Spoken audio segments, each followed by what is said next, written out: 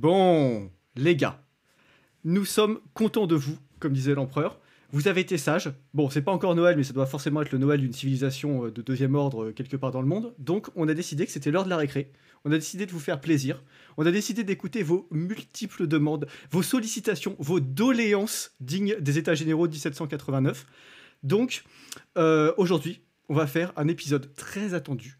On va parler littérature et féminisme, voire littérature et wokisme. Et je sens déjà, quand je dis ça, quand je prononce ces mots, que ma laisse commence à être, commence à tirer dessus, car le bulldog Mos Maiorum demande à entrer dans l'arène. Il demande à déchiqueter les fessiers peu charnus, ou au contraire trop charnus des féministes, et à leur expliquer que leur place est à la cuisine. Comment ça va, Mos ?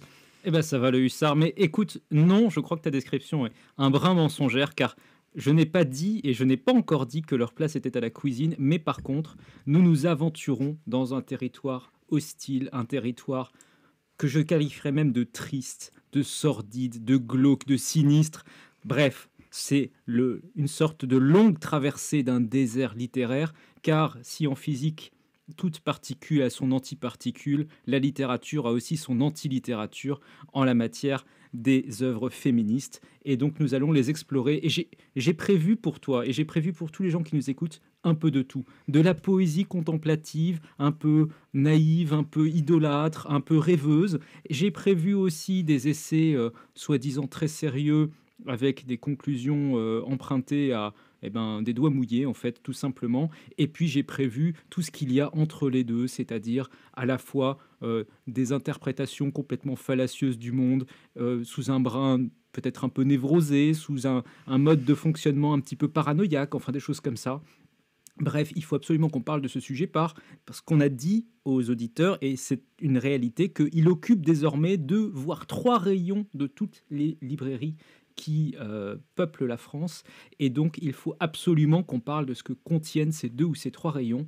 Et donc, c'est un enjeu certes drôlatique, puisque nous allons beaucoup en rire, mais aussi c'est un enjeu sérieux, car c'est un sous-genre de littérature qui n'a pas d'équivalent, en fait. C'est le sous-genre de littérature le plus industriel et le plus jetable, dont nous allons peut-être jamais discuter, car ici, point de grands auteurs, point de noms intemporels, et même les succès de librairie d'aujourd'hui auront été oubliés dans 10 ans. Qui se souvient, ne serait-ce que de succès de librairie d'il y a 10 ans en la matière? Je pense que même... Alors bah, Oui, moi, parce qu'il y a 10 ans, c'était Virginie Despentes, voilà. Donc là, effectivement, je m'en souviens encore parce que bon, j'ai mis le nez dans la merde, tu vois, pour préparer un épisode sur elle. Mais j'avoue que dans l'absolu, je suis d'accord avec toi. Les auteurs dites féministes des années 80 ou 90, bon, globalement, on les trouve plus. Hein. Je sais pas si tu les vois encore. non, mais dans je moi. crois qu'en fait, c'est même largement pire que ça. Enfin, je reviendrai à ça un peu plus loin si tu veux, on en rediscutera. Mais c'est encore largement pire que ça, c'est-à-dire qu'en fait, il existe, toi, tu as cité un nom qui est considéré comme étant celui du panthéon, hein, de la littérature féministe contemporaine, mais il existe en dessous de ce panthéon 17 étages de personnalités plus inconnues les unes que les autres, et dont certaines ont eu un éphémère buzz le temps d'un article de Libération, le temps d'un article de Slate, et ensuite ont disparu désespérément pour des décennies des rayons de libraires et aussi des esprits qui les fréquentent. Tout ça pour dire que peut-être, avant de commencer cette longue... Alors, juste avant que tu y ailles, je remarque quand même un truc savoureux, c'est que on a quand même fait des podcasts globalement à l'arrache, tu vois. On a fait des podcasts et c'est quand même toi et moi qui discutons, etc. Quand on a besoin d'une caution un peu sérieuse, on fait comme quand on avait invité Anselme et on fait venir quelqu'un, tu vois, qui connaît des chiffres et qui peut nous canaliser un peu. Donc là, en fait, c'est la première fois que Moss vient et me fait une petite liste des sujets et des thèmes qu'il aimerait bien aborder précisément avant l'épisode. Donc ça veut dire que je sens quand même un niveau de préparation qui est maximal et ça me réjouit d'avance. Je pense que ça va être une cour martiale d'une heure, tu vois, en fait. Voilà, là c'est un prix de groupe en fait. Je veux pas m'avancer, mais si tu veux, c'est un sujet quand même dont j'ai fait, je vais pas dire le tour parce que c'est quand même difficile d'arriver complètement à en faire le tour, mais enfin, je pense que j'ai lu plus de littérature féministe que la majorité des féministes françaises, et donc Oui. j'ai un avis peut-être subjectif, mais assez exhaustif sur la question. Voilà. Oui, tout à fait. Je confirme pour en avoir déjà parlé avec toi en off plusieurs fois que tu as une. Bah, c'est ton côté comment dire, scientifique, c'est que tu vas aux sources, tu regardes directement Les sources ont ce été qui se lues. fait première main, voilà, c'est ça. C'est pas de la vulgate de troisième zone. Non, non, là on est dans la recherche pure. En parlant de sources, peut-être avant de lancer notre discussion, est-ce que tu as peut-être des actualités de l'Agiberne à présenter aux auditeurs? Oui, bien sûr, bien sûr, bien sûr. Alors, on a, bon, déjà, merci à tous pour l'accueil qui a été réservé à l'épisode qu'on avait fait avec Victor Di Donatellis, parce que ça fait quand même vraiment plaisir. Ouais, il vous a beaucoup plu, donc c'est vraiment sympa. Je pense que ça a pu faire découvrir aussi pas mal d'auteurs anglo-saxons à des gens. Si ça vous intéresse, bon, les Noces de Terre sont toujours disponibles à la Giberne, mais les retours des lecteurs sont particulièrement élogieux. Voilà, si vous avez un doute et que vous voulez vous faire un avis, vous allez sur le site. Ce sont que des lecteurs qui ont forcément acheté le livre, parce qu'il faut acheter le livre pour laisser un avis, donc c'est que des avis vérifiés. Et vous pouvez aller voir, ça vaut le détour, donc c'est toujours très bien.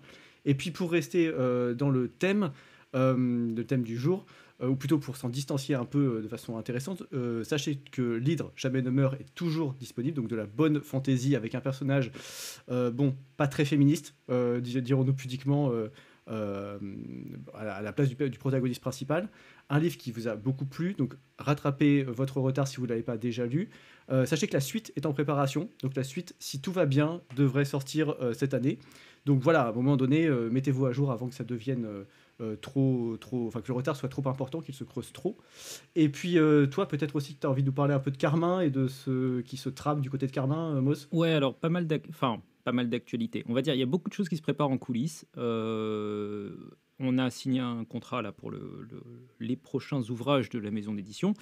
Je ne vais pas encore donner le nom parce que j'attends quand même que l'encre sèche. Par contre, on a aussi fait un retirage et donc là, je me suis fait une séance de musculation particulièrement intensive pour gérer les quelques 50 cartons de Hilaire Belloc, puisque nous avons dû en retirer 1000 exemplaires, ce qui est absolument pas négligeable.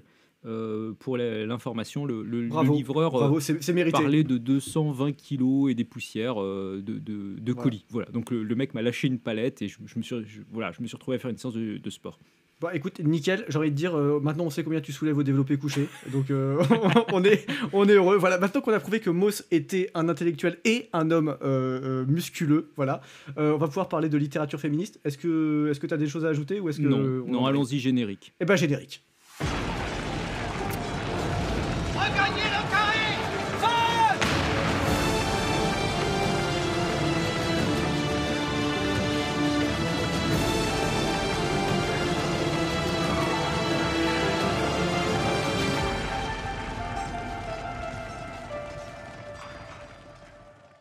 Bon, alors, par où est-ce que tu as envie de commencer? Parce que je sens qu'il y a plusieurs pistes, il y a plusieurs plans, il y a plusieurs idées.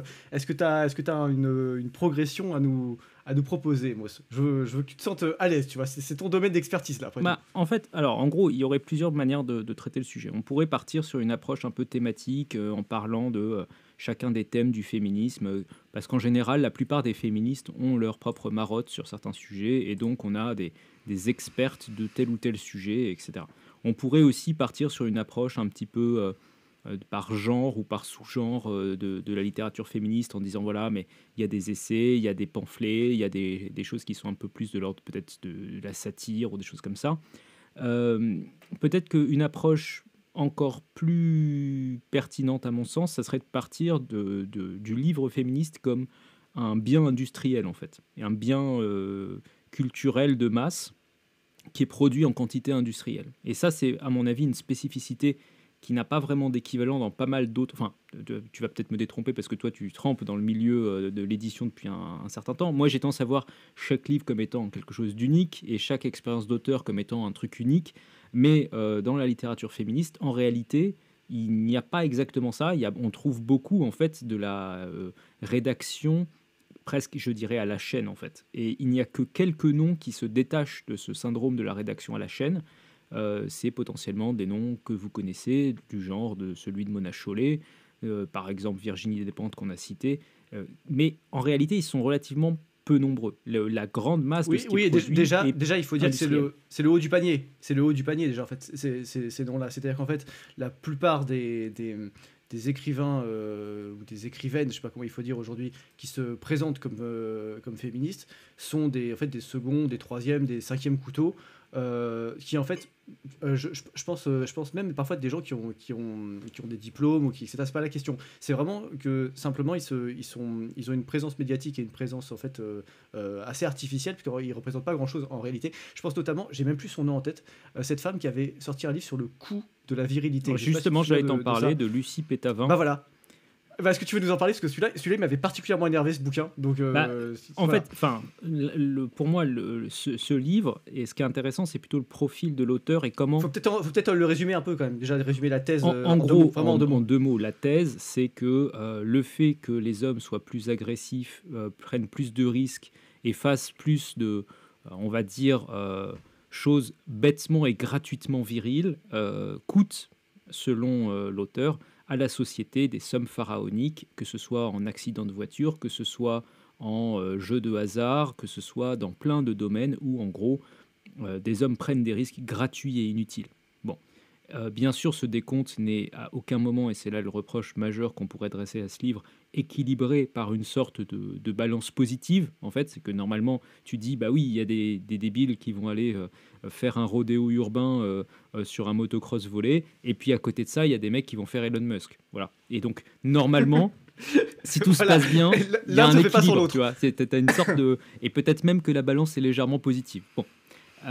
Voilà. Mais peut-être que les antibiotiques, l'électricité et Internet devraient te montrer que la balance est positive. Oui, c'est juste une supposition, mais je dis ça comme ça. Voilà. Bref, en tout cas, on se retrouve avec un livre donc qui a été écrit par Lucille Pétavin, qui est à la base en fait une doctorante en histoire-sociologie, en gros.